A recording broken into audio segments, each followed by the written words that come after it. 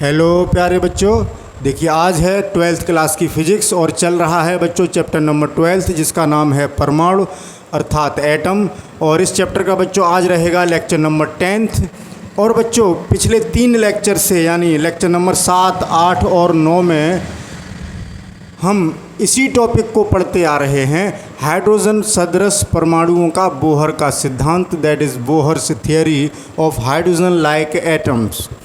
तो बच्चों ये जो टॉपिक है लेक्चर नंबर 7 से चला आ रहा है, लेंदी टॉपिक है तो इसलिए टुकड़ों में बना रहे हैं बच्चों, नहीं तो 4-5 घंटे का एक वीडियो बन जाता जो बॉलीवुड की मूवी हैं उससे भी ज़्यादा बड़ा हो जाता, तो आप उसे देखते ही नहीं। तो चलिए इसी टॉपिक के अंतर्गत आज हम क्या पढ़ने जा रहे हैं बच्चों, हाइड्रोजन परमाणु का ऊर्जा स्तर आरेख है। तो आज हम क्या पढ़ेंगे, एनर्जी, इसी को इंग्लिश में क्या कहेंगे, energy level diagram of hydrogen atom, of hydrogen atom. तो बच्चों इस लेक्चर को, इस टॉपिक को स्टार्ट करते हैं बच्चों, ठीक है। तो उम्मीद है कि इस लेक्चर को देखने से पहले आप अपनी पुराने लेक्चर्स का नोट्स साथ लेके बैठे होंगे, अपनी नोटबुक साथ लेके बैठे होंगे जिसमें आपके नोट्स हैं लेक्चर नंबर 7 के, 8 के और 9 के, तभी समझ में आएगा लेक्चर नंबर 10th। तो बच्चों पिछले लेक्चर में यानी 9th लेक्चर में हमने एक व्यंजक प्राप्त किया था कि नाभिक के चारों ओर किसी भी nवीं स्थायी कक्षा में घूमते हुए इलेक्ट्रॉन की ऊर्जा कितनी होगी। अब हम यहाँ पर केवल हाइड्रोजन परमाणु की बात कर रहे हैं, हाइड्रोजन परमाणु को लेकर ही समझा रहे हैं, हाइड्रोजन परमाणु को एग्जाम्पल लेकर ऊर्जा स्तर आरेख को समझा रहे हैं। तो बच्चों पिछले लेक्चर में हमने हाइड्रोजन परमाणु की nवीं कक्षा में, जैसे ये इलेक्ट्रॉन चक्कर लगा रहा है, कोई मान लो nवीं स्थायी कक्षा है, तो उसमें एनर्जी के लिए हमने एक व्यंजक प्राप्त किया था कि En बराबर हाइड्रोजन परमाणु की, किसकी बात कर रहे हैं बच्चों, फॉर हाइड्रोजन एटम, En बराबर -13.6/n² इलेक्ट्रॉन वोल्ट। और ये आपकी समीकरण नंबर 25 थी बच्चों। यहीं पर हमने अपना पिछला लेक्चर यानी 9th लेक्चर समाप्त कर दिया था। अब उससे आगे की बात हो रही है। अब हम एनर्जी लेवल्स को समझने की कोशिश करेंगे कि क्या होते हैं एनर्जी लेवल, यानी ऊर्जा स्तर क्या होते हैं। ध्यान से सुनना बच्चों, बड़ा आनंद आएगा। तो देखें उससे पहले इस सूत्र से हमें क्या क्या जानकारी मिल रही है उसको समझ लेते हैं। देखो इस सूत्र से हम किसी भी स्थायी कक्षा में इलेक्ट्रॉन की ऊर्जा ज्ञात कर सकते हैं। जैसे पहली कक्षा में निकालनी है तो n बराबर 1 रख देंगे, दूसरी कक्षा में ऊर्जा निकालनी है तो n बराबर 2 रख देंगे, तीसरी ऑर्बिट में निकालनी है तो n बराबर 3 रख देंगे और हमें एनर्जी की वैल्यू मिल जाएगी जिस एनर्जी से इलेक्ट्रॉन किसी भी स्थायी कक्षा में चक्कर लगा रहा है। अब इससे क्या जानकारी मिल रही है बच्चों, पिछला लेक्चर मैंने यहीं पर समाप्त कर दिया था क्योंकि बहुत लेंदी हो रहा था, तो वहाँ जो बात अधूरी रह गई थी पहले उसको पूरा करते हैं, तब चलेंगे एनर्जी लेवल्स पर बच्चों। तो देखें ये पता लग रहा है कि जो टोटल एनर्जी है E वो कैसी है, नेगेटिव है। यानी किसी कक्षा में, किसी भी स्थायी कक्षा में, चाहे वो पहली हो, चाहे दूसरी, चाहे तीसरी, चाहे कोई सी हो, इलेक्ट्रॉन की टोटल एनर्जी, कुल ऊर्जा नेगेटिव है। इससे हमें एक बहुत महत्वपूर्ण और इम्पॉर्टेंट जानकारी प्राप्त हो रही है बच्चों। वो क्या है, आप सुनने को बेताब हैं तो अभी बताएंगे बच्चों। वो जानकारी ये है कि उस जानकारी को समझने से पहले हम ये देखेंगे कि कक्षाएं बच्चों क्या होती हैं, कौन कौन सी हो सकती हैं। n बराबर 1, 2, 3, 4, यही तो हो सकती हैं। फिर एक ऐसी स्थिति आएगी कि परमाणु से इलेक्ट्रॉन बिल्कुल बाहर निकल जाएगा, परमाणु में इलेक्ट्रॉन स्थायी कक्षाओं में चक्कर लगा रहा है। अब जैसे ही कक्षाएं समाप्त होंगी, परमाणु का अपना एक निश्चित स्पेस होगा, जैसे मान लो कोई ये है परमाणु, तो ऑर्बिट यहीं तक होंगी, इसके बाद कोई ऑर्बिट ही नहीं होगी, तो वो कहेंगे हम अनंत डिस्टेंस, n बराबर अनंत। क्या कहेंगे बच्चों उसको?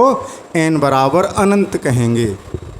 यानी हम क्या करना चाहते हैं, इलेक्ट्रॉन को उस परमाणु से अलग कर देना चाहते हैं। यानी कौन सी कक्षा में भेजना चाहते हैं? पहली से न दूसरी में, न तीसरी में, न चौथी में, न पांचवी में। हम कहाँ भेज दें उस इलेक्ट्रॉन को? कहाँ पर? अनंत पर। तो ये देखें अनंत पर ऊर्जा कितनी होती है। तो बच्चों अगर इस सूत्र में मैं n बराबर अनंत रख दूँ तो E अनंत कितना आएगा? 0।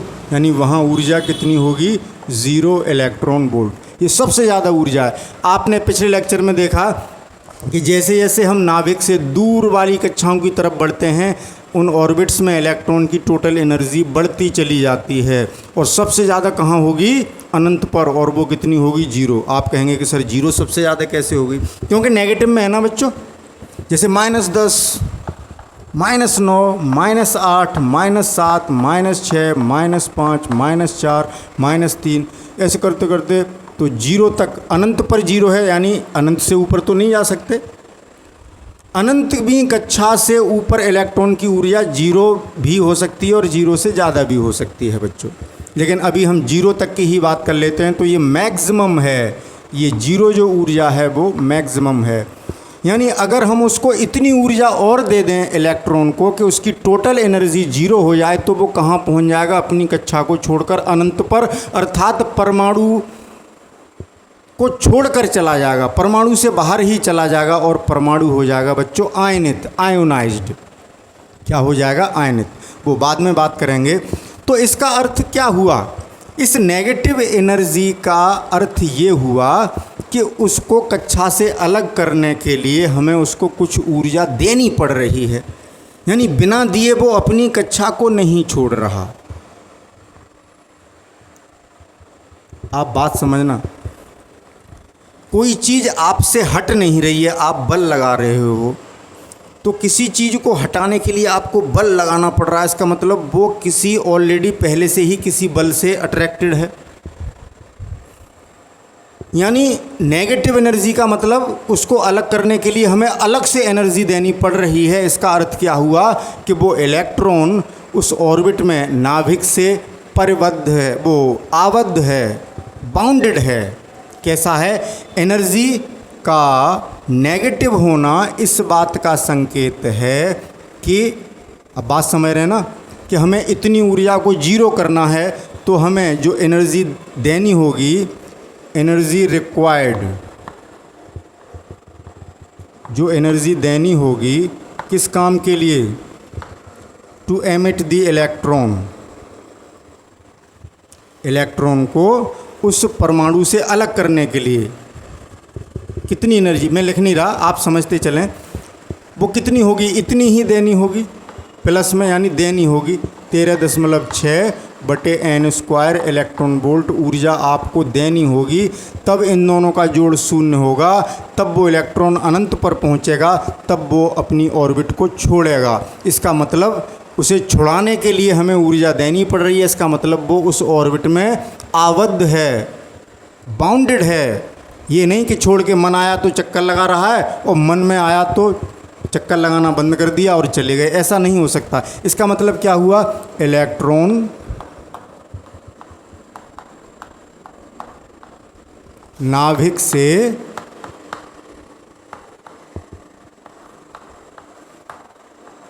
स्थायी कक्षा में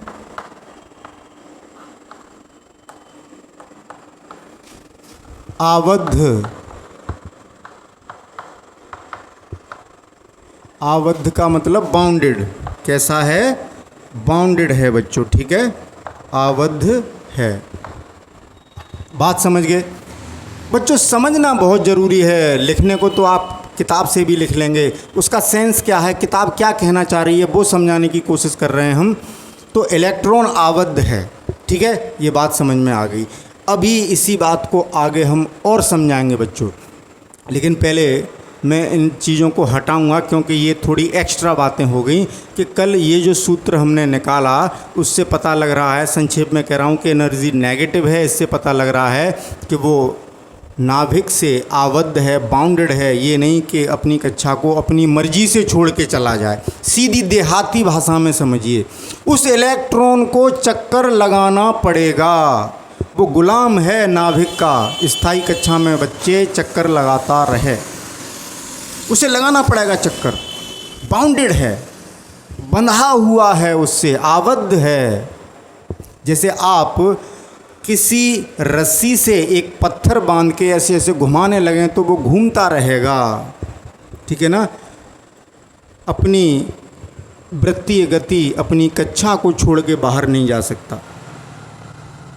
उसके लिए तुम्हें डोरी तोड़नी पड़ेगी, एनर्जी देनी होगी। बात समझ रहे हैं ना। तो ये बात समझ में आ गई कि एनर्जी नेगेटिव होने से हमें देखो कितनी महत्वपूर्ण जानकारी मिली, ठीक है। अब आगे की बात करेंगे, तो जल्दी से स्क्रीनशॉट ले लें क्योंकि मुझे ज़्यादा जगह की ज़रूरत पड़ेगी। तो बच्चों अब आगे चलते हैं कि किसी भी nवीं स्थायी कक्षा में इलेक्ट्रॉन की ऊर्जा इतनी है और n का मान कितना हो सकता है। n बराबर 1 2 3 4 एक पूर्णांक होगा। तो इससे क्या है, स्पष्ट हो रहा है कि ऊर्जा का हर मान संभव नहीं है। यानी जो ऊर्जा है वो सतत नहीं है, वो कैसी है, डिस्क्रीट है। एनर्जी जो है परमाणु के अंदर जो इलेक्ट्रॉन्स की जो ऊर्जा है, अलग अलग इलेक्ट्रॉन अलग अलग कक्षाओं में चक्कर लगा रहे हों तो उनकी ऊर्जाएं अलग अलग होंगी। यानी या एक भी इलेक्ट्रॉन, मान लो कोई इलेक्ट्रॉन पहली कक्षा में चक्कर लगा रहा है तो उसकी ऊर्जा अलग होगी, दूसरी कक्षा में ऊर्जा अलग होगी, बढ़ जाएगी, तीसरी कक्षा में ऊर्जा और बढ़ जाएगी, अलग अलग होगी। तो इससे क्या पता लगा कि जो एनर्जी है, बच्चों एक सेकंड, सॉरी फॉर डिस्टरबेंस। हाँ बच्चों, मैं ये कहना चाह रहा था कि एक बात बोल नहीं पाया कि अब हम स्टार्ट कर रहे हैं कि ऊर्जा स्तर क्या होता है, ऊर्जा स्तर आरेख क्या होता है। तो अभी हमने कहा कि n के मान पूर्णांक ही होंगे तो ऊर्जा के भी हमें निश्चित मान मिलेंगे। हर संभव मान संभव नहीं होगा, यानी एनर्जी सतत नहीं होगी। कैसे, जैसे n बराबर 1, यानी पहली कक्षा में जो ऊर्जा आएगी बच्चों E1 वो कितनी आएगी बताएं। n की जगह 1 रखोगे, डायरेक्ट कर रहे हैं, -13.6 इलेक्ट्रॉन वोल्ट। क्लियर। अब n बराबर 1 के बाद इलेक्ट्रॉन दूसरी कक्षा, उसी कक्षा में चक्कर लगा सकता है, उसी स्थायी कक्षा में जिसके लिए n का मान 2 हो, यानी वो सेकंड ऑर्बिट होगी। तो उस ऑर्बिट में, उस कक्षा में ऊर्जा कितनी होगी, E2 बराबर, यहीं से निकालिए, मैं डायरेक्ट लिखूँगा। n की जगह 2 रखना है बच्चों, तो 2 का वर्ग 4, यानी -13.4, वो -13.6 में 4 का भाग करना है, यानी इसका 1/4। तो 4 का भाग करिए तो -4 × 12 बचा 1, 6, 4 चौक 16, 3.4 इलेक्ट्रॉन वोल्ट हो गई। ऐसे ही तीसरी कक्षा में अगर ऊर्जा देखें n बराबर 3 में, तो E3 कितना आएगा बच्चों, तीसरी कक्षा में ऊर्जा इलेक्ट्रॉन की कितनी होगी, यहाँ 3 रखेंगे E3 के लिए, तो 3 का वर्ग 9, 9 का भाग इसमें दीजिए, तो 9 का भाग देंगे तो 9 एकम 9, बचे 4, हो गए 46, 9 पंजे 45, बचा 1, 9 तो 10 हो जाएंगे, 0 बढ़ा के 9 एकम 9 इलेक्ट्रॉन वोल्ट। n बराबर 4 के लिए निकालिए बच्चों, तो कितनी मिलेगी, E4 बराबर कितनी मिलेगी, -16 का भाग करिए इसमें, तो आ जाएगी 0.85। जब 0 का भाग करेंगे तो कितनी आ जाएगी, 0.85 इलेक्ट्रॉन वोल्ट। एक बार चेक कर लूँ बच्चों, मैं मोबाइल कैलकुलेटर से एक बार जल्दी से भाग कर लेते हैं बच्चों, इतनी ही आएगी, कोई दिक्कत नहीं है, आप समझ जाएंगे। तो इसी तरीके से हम ऊर्जा निकालते जाएंगे और आप देखेंगे। 5 के लिए भी निकाल लें,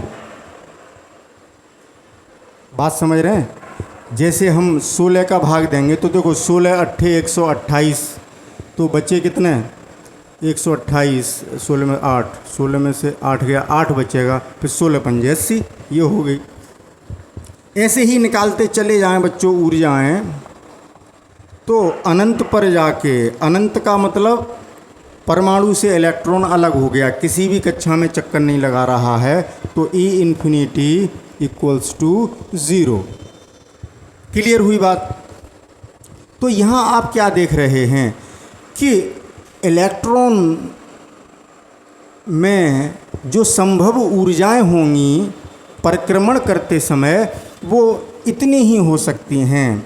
यानी किसी भी कक्षा की ऊर्जा, ऐसी कोई भी कक्षा, जब पहली कक्षा में ऊर्जा -13.6 हाइड्रोजन परमाणु की बात हो रही है, दूसरी या हाइड्रोजन लायक परमाणु की बात अगर करें तो जेड का, वो जेड के हिसाब से होगा बच्चों, जेड की वैल्यू और रखनी होगी, तो दूसरी कक्षा में इतनी होगी, तीसरी में इतनी, चौथी में इतनी, फिक्स हो गया। ऐसा नहीं है कि हाइड्रोजन परमाणु में ऐसी कोई कक्षा नहीं होगी जिसमें ऊर्जा 10 इलेक्ट्रॉन -10 हो जाए। -13.6 सबसे कम ऊर्जा है बच्चों, क्योंकि पहली कक्षा की ऊर्जा है। उससे ज़्यादा ये हुई क्योंकि नेगेटिव में वैल्यू घटी, इसका मतलब संख्या का मान बढ़ा, एनर्जी का मान बढ़ा, उससे बड़ी ये, उससे बड़ी ये, उससे बड़ी ये। न्यूमेरिकल वैल्यू मतलब चिन्ह न देखें तो अंक, ये जो मान है घटता जा रहा है, लेकिन ऋणात्मक लगा होने से वैल्यू बढ़ती जा रही है, तो ऊर्जा बढ़ रही है बच्चों। तो सबसे कम ऊर्जा है पहली कक्षा में। अब इतनी ही ऊर्जाएं होंगी, इसका मतलब कोई ये कहे कि हाइड्रोजन परमाणु की किसी कक्षा में एक इलेक्ट्रॉन -10 इलेक्ट्रॉन वोल्ट ऊर्जा से चक्कर लगा रहा है, तो समझ लो कि वो बेवकूफ़ है, असंभव बात कर रहा है, क्योंकि ऐसी कोई कक्षा संभव ही नहीं है जिसमें इतनी एनर्जी हो जाए हाइड्रोजन परमाणु में। क्यों बच्चों? बोहर्स थ्योरी पढ़ा रहे हैं अभी, ज़्यादा कंफ्यूज होने की ज़रूरत नहीं है। और जो समझदार लोग हैं, जो रिसर्च कर रहे हों, खैर वो मेरा वीडियो थोड़ी देख रहे होंगे बच्चों, इंटर लेवल तक की बात पढ़ा रहे हैं। तो -13.6 इलेक्ट्रॉन वोल्ट ऊर्जा के बाद अगला जो लेवल होगा ऊर्जा का, पहला लेवल ये, दूसरा लेवल ये, तीसरा लेवल ये, इनके बीच की ऊर्जाएं संभव नहीं हैं। यानी ये लेवल हैं बच्चों, इन्हीं लेवल को हम ऊर्जा स्तर कह देते हैं कि पहली कक्षा में जो एनर्जी है वो पहली कक्षा का ऊर्जा स्तर, दूसरी कक्षा में जो एनर्जी की वैल्यू है वो दूसरी कक्षा का ऊर्जा स्तर, तीसरी कक्षा में जो एनर्जी है वो तीसरी कक्षा का ऊर्जा स्तर। ठीक है ना बच्चों? तो यहाँ सभी वैल्यू नहीं मिल रही, 13.6 के बाद -3.4 ही है, बीच की कोई वैल्यू नहीं हो सकती। इसका मतलब ऊर्जा स्तर कैसे होते हैं? सतत नहीं होते, सतत यानी कॉन्टिन्यूअस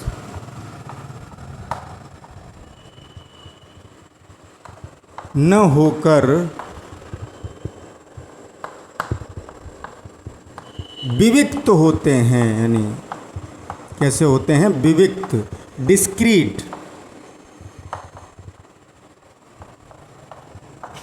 डिस्क्रीट होते हैं।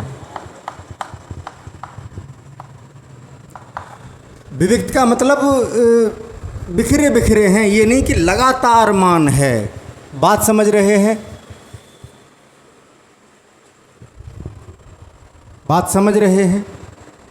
विविक्त यानी उनमें गैप है, ये नहीं कि लगातार एनर्जी लेवल्स हों, गैप होगा उनमें, डिस्क्रीट होंगे, बिखरे बिखरे होंगे।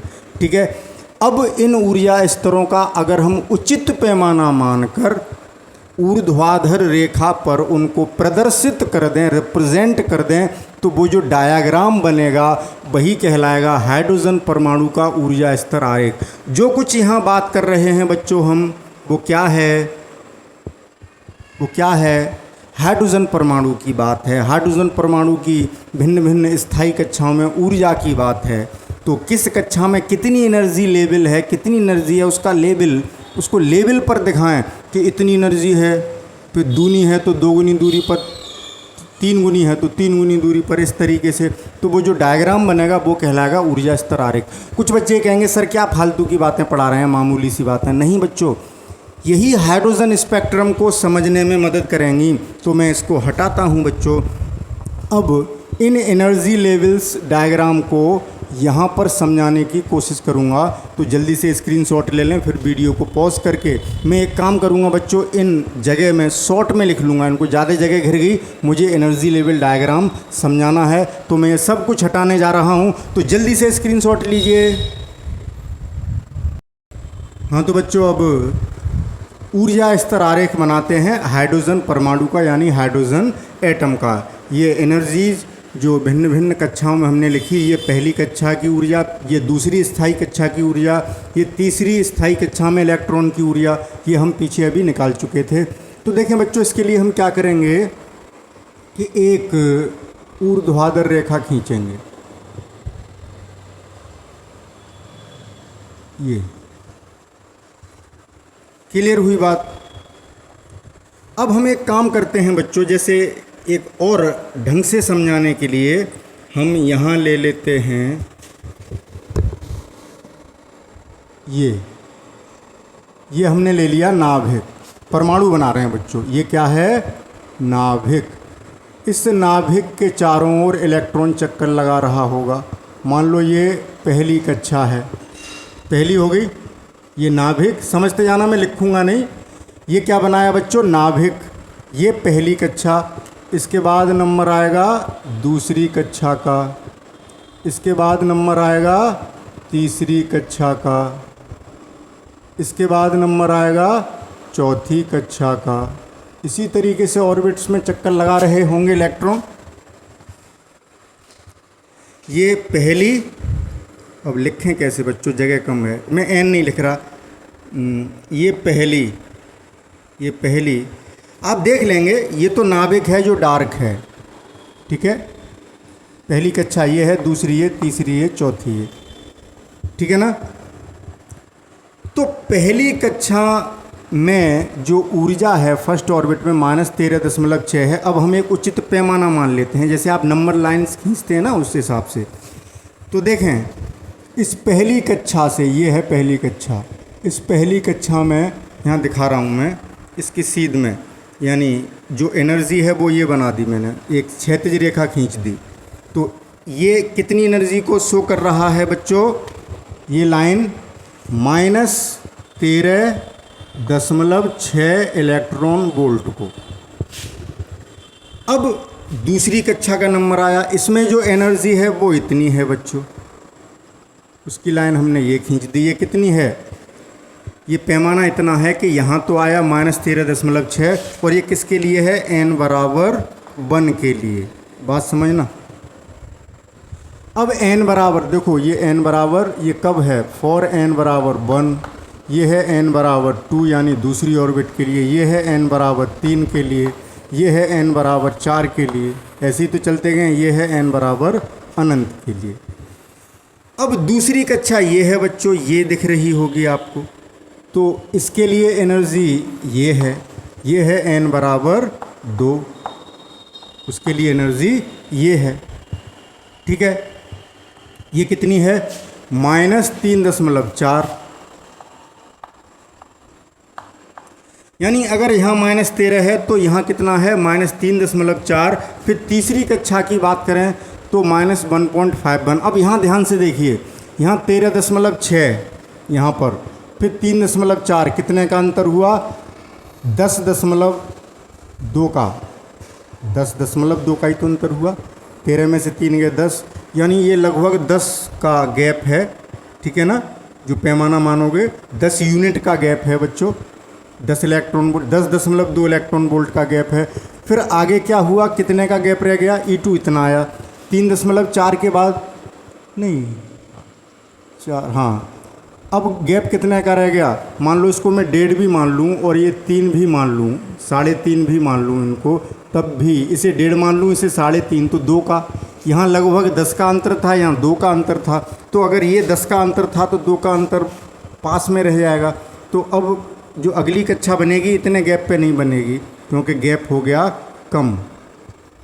तो ये तीसरी कक्षा n बराबर 3 के लिए ऊर्जा कितनी आ गई बच्चों? -1.51 इलेक्ट्रॉन वोल्ट। आप ग्राफ खींचना जानते हैं, उस हिसाब से वर्टिकल लाइन पर पॉइंट लगा लेंगे उचित पैमाना मानकर। अब आप इंटरमीडिएट के स्टूडेंट हैं, ये चीज़ अब इतनी सिखाएंगे तो 1 घंटे का वीडियो बनेगा। फिर E4, अब अंतर देखिए, अभी अंतर लगभग कितने का था? इसे 3.5 और इसे 1.5 माने तो 2 का अंतर था। अब कितने का रह गया? इसे 1.5 मान लें और इसे 0.8 माने, 0.7 का, तो और घट गया अंतर इनके बीच। यानी और पास आ गई लाइन। अगली जो ऊर्जा स्तर होगी, यही लाइन ऊर्जा स्तर है बच्चों। ये ऊर्जा स्तर किसके संगत है? n बराबर 4 के संगत। तो कितना आया? -0.85। इसी तरीके से अंतर कम होता जाएगा, n बराबर 5 के लिए और नज़दीक हो जाएगी, फिर n बराबर 4 के लिए और नज़दीक हो जाएगा ऊर्जा स्तर, फिर n बराबर 4, 5, 6, 7 के लिए और नज़दीक हो जाएगा, अंतर घटता चला जाएगा बच्चों। इसी तरीके से चलते चले जाएंगे और लास्ट में पहुंच जाएंगे इन्फिनिटी पर, ये n बराबर अनंत पर। यानी यहाँ पर जो इलेक्ट्रॉन है परमाणु से बाहर चला गया, अनंत पर चला गया, इसका मतलब बाहर चला गया, और यहाँ सबसे ज़्यादा एनर्जी होगी 0 इलेक्ट्रॉन वोल्ट। तो ये जो लाइंस हमने बनाई बच्चों, इन्हीं को हम क्या कहते हैं? ऊर्जा स्तर।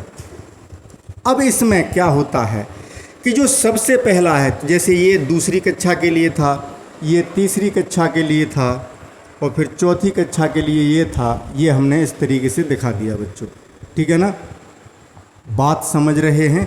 इसको भी आगे बढ़ा दें, वहीं तक पहुंचा दें इसको भी।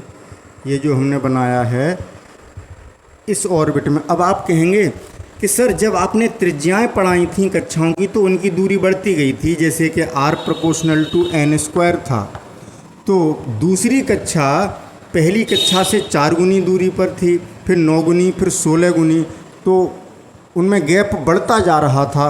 और यहाँ जैसे जैसे हम ऊर्जा स्तर देख रहे हैं तो ऊर्जा मतलब वहाँ भी गैप बढ़ रहा था, और यहाँ हम पास पास ला रहे हैं, क्योंकि ऊर्जाओं का अंतर कम होता जा रहा है बच्चों। बात समझें, वहाँ r = n² था, यहाँ En = -1/n² है, इसका अंतर है।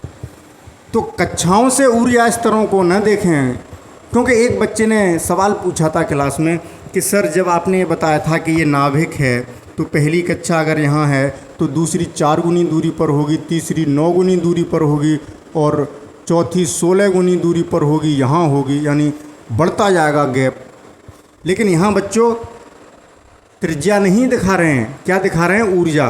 और ऊर्जा का हम कह रहे हैं मत मानो इसको, ग्राफ पेपर लो, उचित पैमाना मानो और ग्राफ खींच के लाओ, तो ऊर्जा का जो डिफरेंस है वो कम होता जा रहा है। इसमें और इसमें लगभग 10 का अंतर है, तो अंतर ज़्यादा है। फिर दूसरी और तीसरी में अंतर मात्र इसे 3.5 और 1.5 मान लें तो 2 का रह गया, फिर अंतर 0.7 का रह गया, फिर अंतर और कम का रह जाएगा, अंतर कम होता जा रहा है, इसलिए उच्च ऊर्जा स्तर। हाँ, अब बच्चों एक बात और बतानी थी कि होता क्या है कि जैसे ये कोई परमाणु है, ये नाभिक है, जैसे हाइड्रोजन परमाणु की या हाइड्रोजन लाइक एटम्स, हाइड्रोजन सदृश परमाणुओं की बात करें, उनमें एक इलेक्ट्रॉन होता है, सिंगल एकल संयोजी परमाणुओं की बात हो रही है।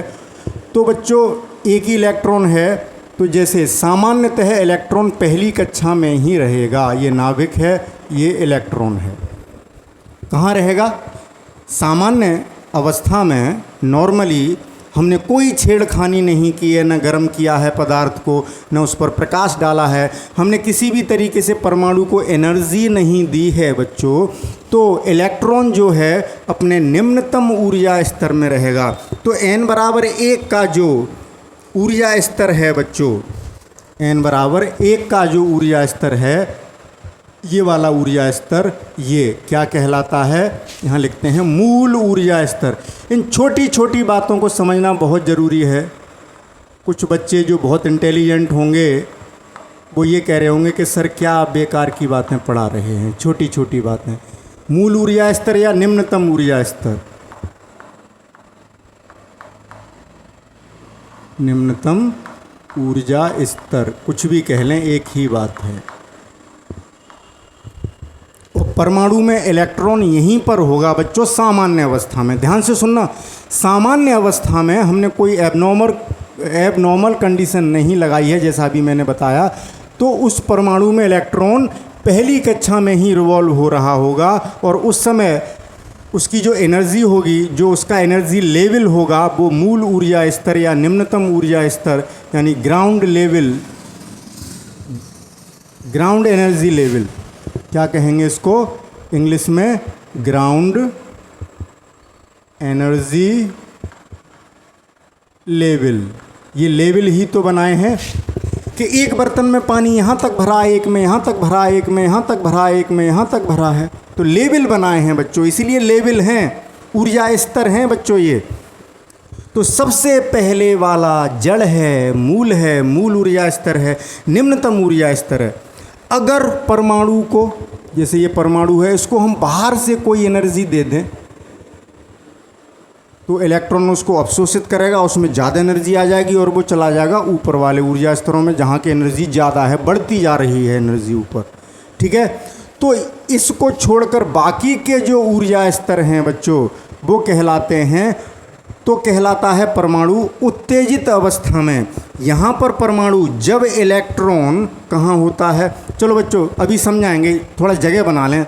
ये देखो एक बात सुनो, इसका स्क्रीनशॉट लेके आप इस समझ जाएंगे। जैसे ये पहली कक्षा थी उसके संगत पहला ऊर्जा स्तर, ये दूसरी कक्षा थी उसके संगत दूसरा ऊर्जा स्तर, तीसरी कक्षा थी उसके संगत तीसरा ऊर्जा स्तर, ये चौथी कक्षा थी और इस चौथी कक्षा के संगत चौथा ऊर्जा स्तर। ऐसे ही तो बनाए थे बच्चों हमने, ये बताएं। देखो मैं आपको गहराई से समझाने की कोशिश कर रहा हूँ बच्चों, तो बोर न हो बच्चों। फिजिक्स को बड़े तल्लीनता से, आनंद से, जैसे पिक्चर देखते हैं तो बड़ा आनंद आता है, वैसे ही पढ़ने की कोशिश करें बच्चों। तो अब हम इसको हटा देंगे, जो हम बात बताना चाह रहे हैं वो बहुत ज़रूरी बात है, किताबों में लिखी होती है।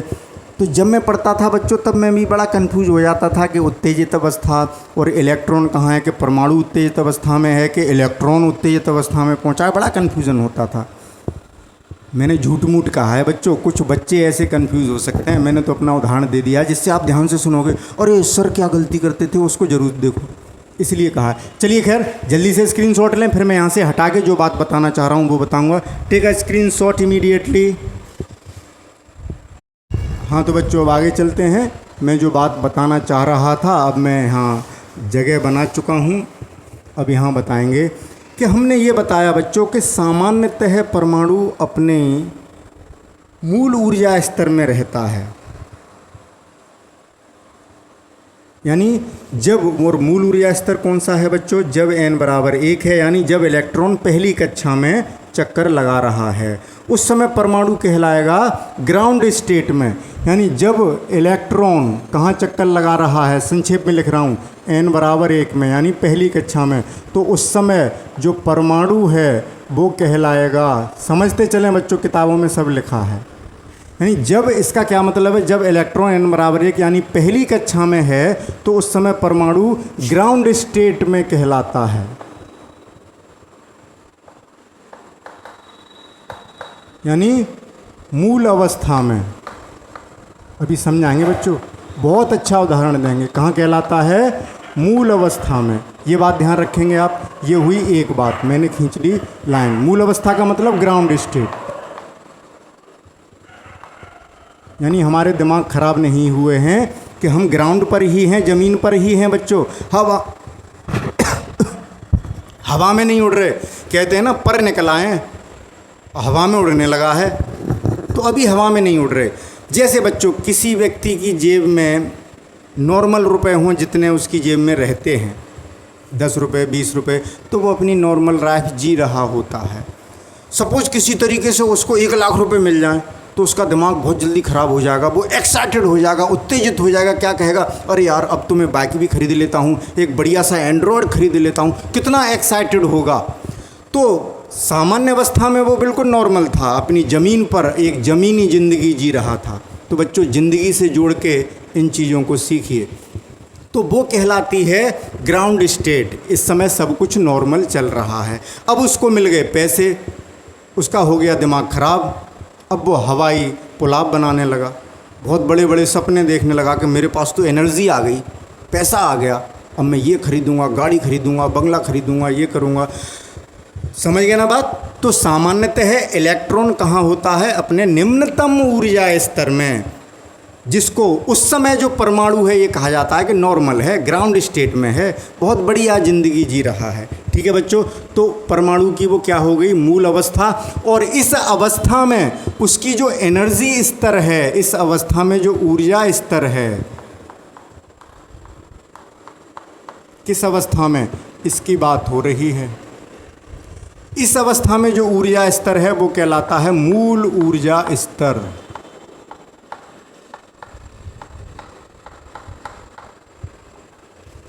मूल ऊर्जा स्तर, ग्राउंड एनर्जी लेवल, क्या कहते हैं इसको, ग्राउंड एनर्जी लेवल। समझ गए बात, किसकी बात की है, इसकी। यही तो ज़मीन है हमारे लिए और यहीं रह रहे हैं हम, हमें कोई कष्ट नहीं है, कोई दिक्कत नहीं है बच्चों। तो ये ग्राउंड एनर्जी लेवल है। और इस समय ये किसकी एनर्जी लेवल है बच्चों, इलेक्ट्रॉन की। और परमाणु को हम क्या कहेंगे कि परमाणु मूल अवस्था में है। बड़ा कन्फ्यूज़न होता है बच्चों को, इसलिए ध्यान से समझ लें। तो यहाँ मैंने लाइन बेकार खींची बच्चों, ये बात सब एक ही थी, ये सब बात एक ही थी। एक का मतलब यहाँ तक की बात हो गई एक। अब उसको एनर्जी मिल जाएगी तो वो यहाँ भी जा सकता है। जैसे उसको 10 लाख रुपए 1 लाख रुपए मिल गए तो उसने एक बाइक खरीद ली, तो यहीं तक, यानी इस स्टेज पर आ पाया। उसने अपनी लाइफ को इतना बना लिया कि पहले साइकिल चलाता था और अब आ गया बाइक खरीद ली। उसको 2 लाख रुपए मिल गए तो पता लगा उसने एक टीवी और ख़रीद ली, तो यानी और ऊपर हो गया उसका लेवल कि मेरे घर में बाइक भी है और टीवी भी है। फिर उसको 5 लाख रुपए मिल गए तो उसने और एसेसरी खरीद ली, यानी उसका लेवल ऊंचा उठता जा रहा है, यानी एक्साइटेड हो चुका है वो। तो इसको छोड़कर बाकी की जो अवस्थाएं हैं, यानी जब इलेक्ट्रॉन जा कौन रहा है बच्चों, इलेक्ट्रॉन, उसका खानदान कौन है, परमाणु। तो यही तो कहते हैं, अगर किसी खानदान में किसी बच्चे के पास बहुत सारा पैसा आ जाए, अरे यार उसका खानदान तो बड़ा पैसे वाला है, चाहे बाकी के लोगों पर ना हो, समझना। पैसा किसके पास है, इलेक्ट्रॉन के पास। एनर्जी किसके पास है, इलेक्ट्रॉन के पास। ऊर्जा स्तर किसका देख रहे हैं, इलेक्ट्रॉन का। और परमाणु को कहते हैं कि उत्तेजित अवस्था में है। तो जब इलेक्ट्रॉन कहाँ हो सकता है, n बराबर 2 में, तीसरी ऑर्बिट में, या चौथी में, या 5वीं में, या पहुँच गया है इन उच्च ऊर्जा स्तरों में, यानी उसकी जो एनर्जी लेवल है वो बढ़ गई है, तो ये जो ऊर्जा स्तर हैं वो कहलाते हैं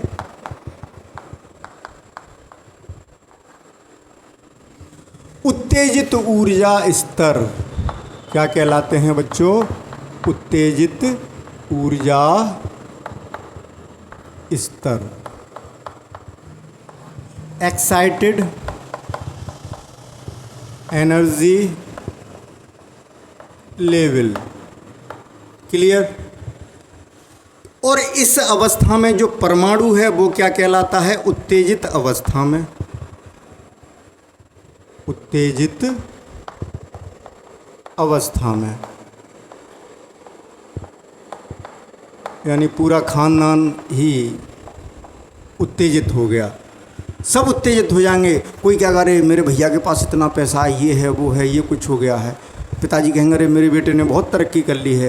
पूरी फैमिली यानी पूरा परमाणु एक्साइटेड हो गया, तो वो उसकी एक्साइटेड स्टेट है बच्चों।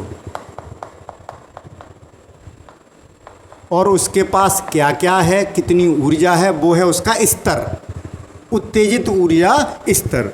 तो बात समझ गए। अब एक बात तो रही गई, अब उस बच्चे ने क्या किया कि उसके पास करोड़ों रुपए आ गए,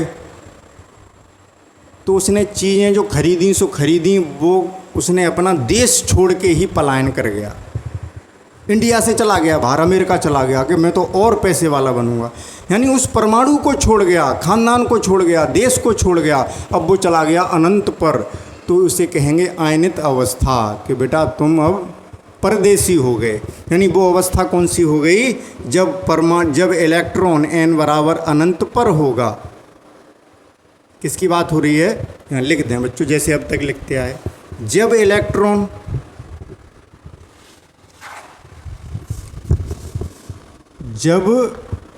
इलेक्ट्रॉन कहाँ पहुँच गया, n बराबर अनंत पर, परदेश चला गया, परलोक लिख दूं बच्चों में, आप कॉपी में मत लिखना, मैं आपको रुचि पैदा कर रहा हूँ ऐसे एग्जाम्पल दे करके आपको फिजिक्स अच्छी लगने लगे बच्चों। तो n बराबर अनंत का मतलब हो गया अनंत की दुनिया में, क्योंकि ब्रह्मांड अनंत है, वो चला गया बच्चों। हो सकता है पृथ्वी छोड़ के ही चला गया हो, ये मत कहना स्वर्ग सिधार गया, कोई बड़ी बात नहीं है, स्वर्ग भी सिधार सकता। तो n बराबर अनंत यानी परमाणु को छोड़ के चला गया। तो उस समय वो परमाणु क्या, उस समय जो उसकी ऊर्जा है यानी वो आयनित हो गया, जिसको हम परलोक कह रहे हैं, वो इलेक्ट्रॉन, वो ऊर्जा स्तर कहलाएगा आयनित ऊर्जा स्तर, आयनित ऊर्जा स्तर, आयोनाइज्ड, आयोनाइज्ड एनर्जी लेवल। और उस समय परमाणु क्या कहलाएगा, परमाणु कहलाएगा आयनित अवस्था में। तो बच्चे कंफ्यूज होते थे क्लास में, मैं देख रहा था, तो मैंने सोचा है कि एक ऐसा वीडियो बनाऊं, भले ही वीडियो लंबा हो गया, ये टॉपिक 5 मिनट में पढ़ाया जा सकता था, लेकिन आपको अनुभूति नहीं होती, बोध नहीं होता, फीलिंग नहीं आती वो कि ये क्या है, ground state, ground energy level, excited state, excited energy level, तो वो सब बातें बच्चों मैंने बता दी। आयनित अवस्था दैट इज आयोनाइज्ड स्टेट।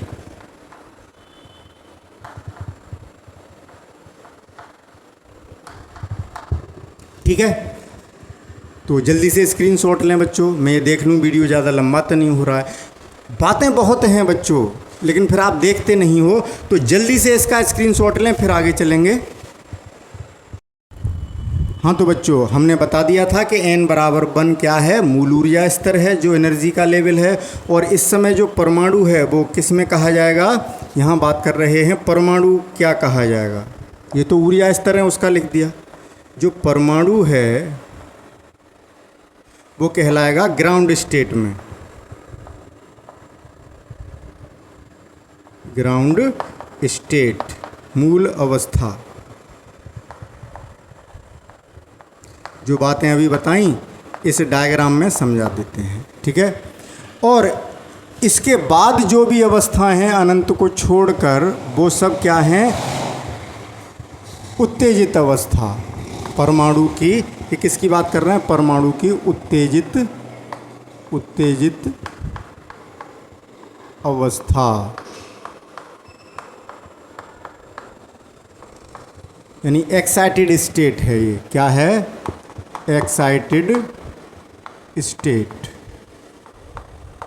और ये जो ऊर्जा स्तर हैं बच्चों, ये ऊर्जा स्तर क्या हैं, उत्तेजित ऊर्जा स्तर।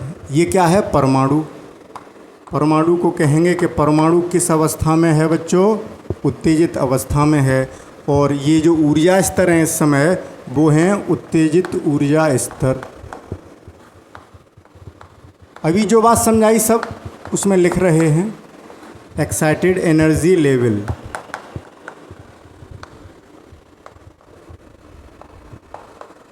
ठीक है बच्चों, ये वाली जो अवस्था है, ये परमाणु की कौन सी अवस्था हुई, परमाणु की बात करें तो ये कहेंगे कि परमाणु आयनन अवस्था में है, या आयनित अवस्था कह सकते हैं। आयनित अवस्था, आयनन अवस्था या आयनित अवस्था यानी आयोनाइज्ड स्टेट, आयोनाइज्ड स्टेट। और इस ऊर्जा स्तर को, ये जो ऊर्जा स्तर है उसको कहेंगे आयनन ऊर्जा स्तर। इंग्लिश में लिख लेना आप, आयोनाइज्ड एनर्जी लेवल। तो बच्चों बातें बहुत थीं, लेकिन मैंने अभी स्क्रीन पर जाके देखा कि वीडियो बहुत लेंदी हो रहा है। बाकी की चर्चा कल के लेक्चर में करेंगे, ठीक है ना बच्चों, लेक्चर नंबर 11 में। आज आपने क्या सीखा कि हाइड्रोजन परमाणु में जो ऊर्जा स्तर हैं वो क्या होते हैं बच्चों, ठीक है ना। तो मिलते हैं कल इसके शेष पोर्शन के साथ सुंदर सा नोट्स बनाइए कॉपी पर, बढ़िया सा प्यारा सा स्केच करके, स्केल लेकर के, पैमाना, डार्क सर्कल। हाँ बच्चों, एक काम और करते हैं, ये आखिरी लिमिट है, कहने चाहिए अनंत के आगे तो कुछ है ही नहीं, तो इस ऊर्जा स्तर को बुक्स में ऐसे दिखा देते हैं, यानी ये लिमिट हो गई, इससे आगे हम कोई बात कर ही नहीं सकते। ठीक है ना बच्चों? तो कल के लेक्चर का, कल के वीडियो का इंतज़ार करिए बच्चों। तब तक के लिए good bye and thank you for watching and best of luck.